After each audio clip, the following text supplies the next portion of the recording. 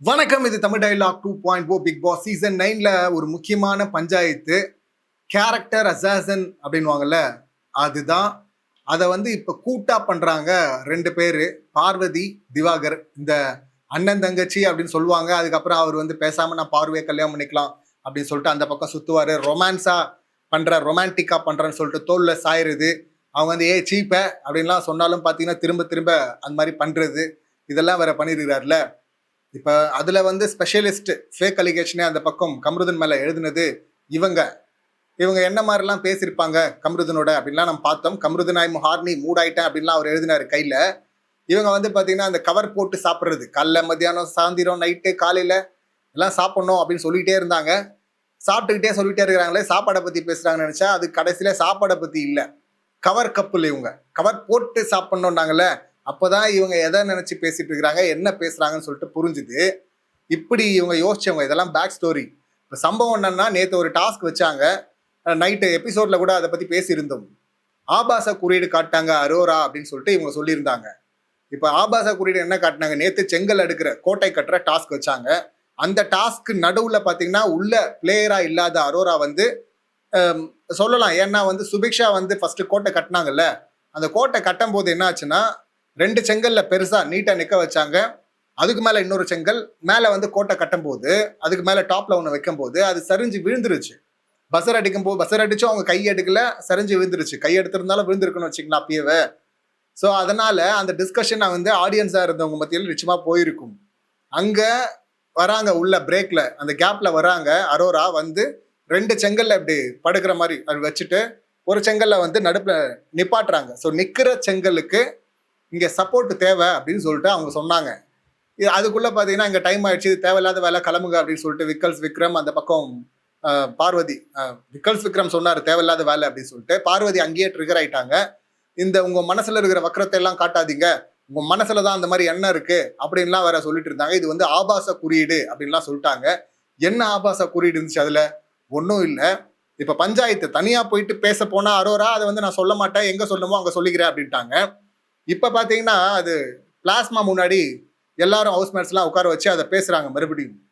இப்ப பாத்தீங்கன்னா ஆபாசம் ஆபாசம் அப்படின்னு சொல்லிட்டு எடுத்து கொடுக்குறது யாரா அப்படின்னா, ஒரு பக்கம் இந்த ஜாதி வெறியில பாத்தீங்கன்னா வினோத்தை வந்து மட்டமா என்னென்ன சொல்லக்கூடாதோ எல்லாத்தையும் சொல்லிட்டாரு, செஞ்சிடாரு இந்த வாட்டர் மெலான் தர்பீஸ் தண்ணி படம்.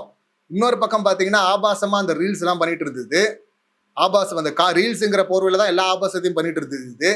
ஏற்கனவே சபரி, விக்கல்ஸ் விக்ரம், எஃப்ஜே இவங்க தனியா கூப்பிட்டு பெண்கள்லாம் தனித்தனியா வந்து கம்ப்ளைண்ட் பண்றாங்க அப்படின்லாம் வார்ன் பண்ணாங்க. இதுமே மாதிரிலாம் பண்ணாத, முத்தம் கேட்கிற லெவல் போயிட்டாரு. கட்டி பிடிக்கிறது, முத்தம் கேட்கறது, தோல்ல சாயிறது, இதெல்லாம் பண்ணிட்டு இருந்தாரா.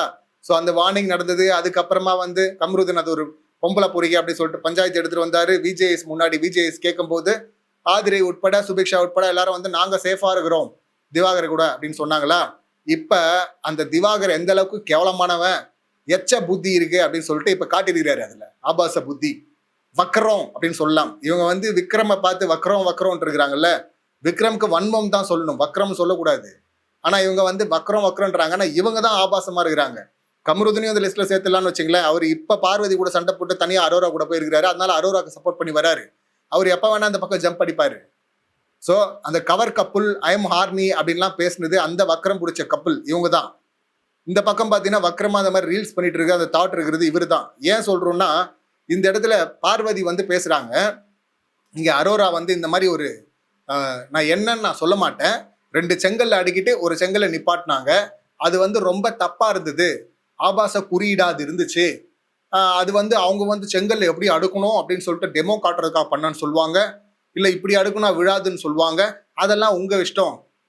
எனக்கு ரெண்டு செங்கல்ல அடிக்கிட்டு இப்படி பார்க்கும் போது அது தப்பா தெரிஞ்சது, உங்க பர்செப்ஷனை நான் விட்டுறேன், அது என்னன்னு நான் சொல்ல மாட்டேன், அது நீங்களே உங்களுக்கு என்னெல்லாம் தோணுதோ கற்பனை பண்ணீங்க அப்படின்றாங்க. அதானே அது அர்த்தம். உங்க பர்செப்ஷன்ல நீங்க எடுத்துங்க, எனக்கு அது ரொம்ப ஆபாசமா தப்பா தோணுச்சு.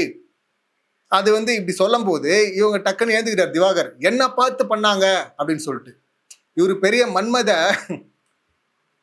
இவரு பார்த்துட்டு ஒரு பெண்ணு வந்து என்ன சொல்றான்னா, அதை ஒரு பாடி பார்ட் மாதிரி, பிரைவேட் பார்ட் மாதிரி அவங்க வச்சு செஞ்சாங்க. அவங்க செங்கல்ல அடுக்கிறத வந்து சொல்லிட்டு இருக்கிறாங்க. இவங்களுக்கு அதை பார்த்து பாடி பிரைவேட் பார்ட் மாதிரி தெரிஞ்சுதான். இதை வந்து இவனை பார்த்து தான் பண்ணாங்கன்னு சொல்லிட்டு இந்த தண்ணி படம் வந்து சொல்லிட்டு இருக்குங்க. என்ன மாதிரியான கேஸ் எழுதிட்டு இருக்கான் பாத்தீங்களா? பார்வதி கம்ருதன் மேல இந்த மாதிரி தப்பா தொடறான் அப்படின்னு சொல்லிட்டு கேஸ் எழுதினாங்கல்ல. அதுக்கப்புறம் போயிட்டு இல்ல நான் சும்மா அப்படி சொல்லிட்டேன் அப்படி சொல்லிட்டு ஜாயிண்ட் அடிச்சாங்க கம்ருதன் கூட. அதுக்கப்புறம் இல்லன்ட்டாங்க, சாரி எல்லாம் வேற இவங்க கேட்டாங்கல்ல. ஸோ இப்ப அதே தானே இவன் பண்றாங்க. ஏன் பண்றான்? ஒரு டாஸ்க்ல ஒரு பிரச்சனை. இவன் வந்து கானா வினோத் வந்து இவனை கலாச்சிட்டு இருந்தாரு. இவன் கானா வினோத்தை தீஞ்ச கரிச்சட்டி மண்டைய அப்படின்லாம் கரிச்சட்டி வாயெல்லாம் சொல்லிட்டு இருந்தான்.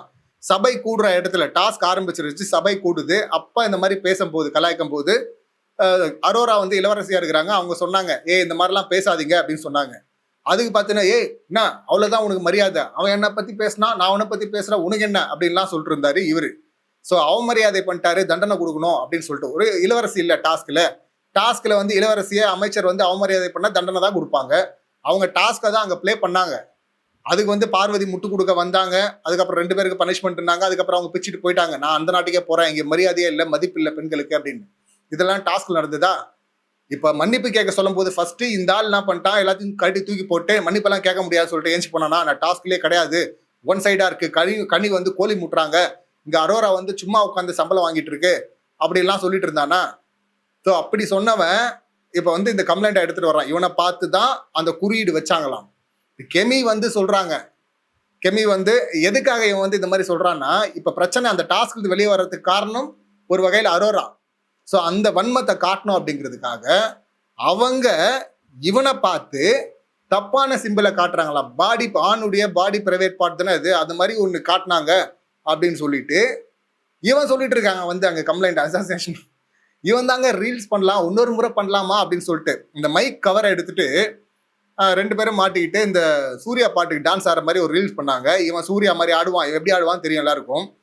ஒன்று முடிஞ்சிருச்சு, சரி போதும் போற பொண்ணை இன்னொரு முறை பண்ணலாமா அப்படின்னு கூப்பிட்டு பண்ண, 2வது முறை ஓவரா சாய மேல அந்த பொண்ணு போதும் அப்படின்னு சொல்லிட்டு விலகிட்டு போகுது. இவன் தான் அந்த மாதிரி போய் ஓட்டிட்டு இருந்தான். இப்ப இவன் வந்து என்ன சொல்றான், அந்த பொண்ணை வந்து கேரக்டர் அசாசன் பண்றான். அந்த பொண்ணு வந்து இவர் பெரிய மன்மத இவரு அப்படின்னு சொல்லிட்டு அந்த பொண்ணு வந்து அந்த மாதிரி சிம்பிள் காட்டுச்சு அப்படின்னு. அங்க கெமி வினோத் அவங்க வந்து சொல்றாங்க, இவங்க அரோராவும் ஃபர்ஸ்ட் சொல்றாங்க, கெமியும் வந்து சாட்சி சொல்றாங்க. அங்க எங்ககிட்ட வந்து இவ வந்து இப்படி அடுக்குனா கரெக்டா இருக்கும்னு சொன்னா எங்களுக்கு அது புரியல, அதனால எங்களுக்கு டெமோ காட்டுறேன்னு சொல்லிட்டு அந்த கேப்ல போயிட்டு இப்படி அடுக்கி காட்டினா அப்படின்றாங்க. அதை தான் அரோராவும் சொல்றாங்க, அவங்களுக்கு நான் எக்ஸ்பிளைன் பண்ணேன், சப்போர்ட் இல்லைன்னா விழுந்துரும், அது கோட்டை விழுந்துரும், அதனால இப்படிதான் கட்டணும்னு நான் சொன்னேன், அவங்களுக்கு புரியல, அதை போய் நாங்க போய் பண்ணி காட்டினேன் அப்படின்னு சொல்றாங்க. ஆனா இது கிடையாதான். இந்த பார்வதி வந்து என்ன சொல்றாங்க, அவங்க இது என்ன வேணா சொல்லலாம், ஆனா அவங்க அப்படிதான் பண்ணாங்க, திவாகரை பார்த்து தான் பண்ணாங்க அப்படின்னு சொல்றாங்க. அவங்க என்ன மாதிரியான ஒரு ஃபேக் அலிகேஷனை எப்படி எழுதிட்டு இருக்காங்க பாத்தீங்களா? இவன் மேலதான் இந்த மாதிரி கம்ப்ளைண்ட் இருக்கு, ஆபாசமா பேசுறான், ஆபாசமா நடந்துக்கிறான் அப்படின்னு. பலூன் அக்கா வந்து ஆபாசமா இங்க பேசிருக்காங்க. யாரு கூட பேசினாங்க? இந்த மாதிரியான பீஸும் கூட சேர்ந்துக்கிட்டு தானே, இதே பார்வதியோட சேர்ந்து, இதே திவாகரோட சேர்ந்து, துஷாரோட சேர்ந்து, கம்ருதனோட சேர்ந்து இவங்கெல்லாம் தானே பேசினாங்க. ஆபாசமா பேசுறாங்க, ஆபாச அக்கா, பலூன் அக்கா அப்படின்னு சொல்லிட்டு நம்ம கழிவு ஊத்தலாம். இவன் உள்ள இருந்து ரீல்ஸ் எல்லாம் பண்ணிட்டு இருந்தவன் அந்த டாஸ்க்ல பஞ்சாயத்து வந்ததும் எப்படி எடுத்துட்டு வந்து மாத்திரான் பாருங்க. இந்த மாதிரி கேஸ் எழுதலாமா? இது ரொம்ப மோசமா இருக்குல்ல, இது தப்பா இருக்குல்ல. இதுல பார்வதி வந்து இது பெண்ணியம்லாம் பேசிட்டு சுத்திட்டு இருந்து நம்ம அதை அப்பவே நம்பலன்னு வச்சுக்கலாம், அது ஒரு டுபாகோரு. இப்ப என்ன மாதிரியான அங்க கனி அக்கால இருந்து விக்கல் ஜெக்ரம்ல இருந்து இன்னும் சிலர் சொல்றாங்க, ஏமா உன்னோட ஃபில்டி தாட்ஸ் எல்லாம் எடுத்துட்டு வந்து இங்க கொட்டாதமா, இது வந்து கேரக்டர் அசாசன் பண்ற மாதிரி இருக்குமா அப்படின்னு. உடனே வந்துருவீங்களே, நான் அடிபட்டு வரும்போது யாரும் வரல, இந்த பொண்ணுக்கு பிரச்சனை வந்துருவீங்களே அப்படின்னு சொல்லிட்டு அவங்க பாட்டு கம்ப்ளைண்ட் வச்சுட்டு எழுந்து போறாங்க. திவ்யா எழுந்துட்டு எல்லாரும் எழுந்து கூப்பிடுறாங்க.